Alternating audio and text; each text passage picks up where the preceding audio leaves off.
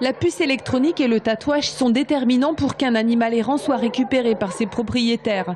Mais après 10 jours sans nouvelles de leur part, la fourrière conduit chiens et chats ici, à la SPA de Luynes. Si la majeure partie d'entre nous craque facilement pour un petit chaton ou un chiot, Michel, lui, préfère adopter. Sur le site internet de la SPA, il a repéré un jeune labrador dont il va faire la connaissance. Je prends toujours mes chiens à l'SPA, parce que je considère que ce sont des pauvres bêtes, et ils sont malheureuses et je peux leur donner un petit peu de bonheur. Dans une famille, c'est pas plus mal. Seraient-ce les effets de la crise? En tout cas, une chose est sûre, les adoptants sont de moins en moins nombreux.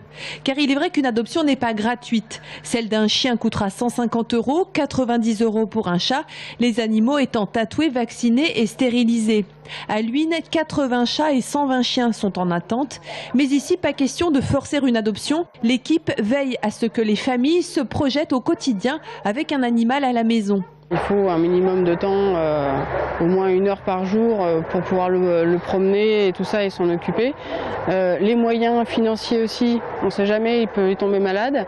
Il y a des vaccins tous les ans à faire, donc il faut penser à en mettre de côté aussi pour ce jour-là. Chantal, elle, fait partie des bénévoles de la SPA.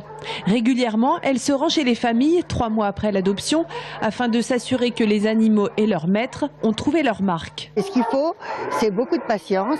Et un chien de 3, 4 ans, 5 ans, 6 ans peut être éduqué. Il n'y a aucun problème.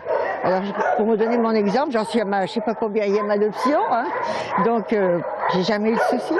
Entre Michel et Kenza, l'histoire commence. Ils font leur première balade. Un test déterminant pour les soigneurs de la SPA. C'est un chien puissant, c'est un chien qui est un peu foufou, mais elle a l'air mignonne, effectivement. Elle n'est pas agressive du tout. Non, je conçois qu'elle puisse s'entendre avec les enfants puis avec d'autres animaux. Il aura fallu 1 heure à peine à Michel pour être conquis. Kenza a trouvé une nouvelle famille à Fondette. Elle y retrouvera un chien et un chat, adoptés eux aussi à la SPA.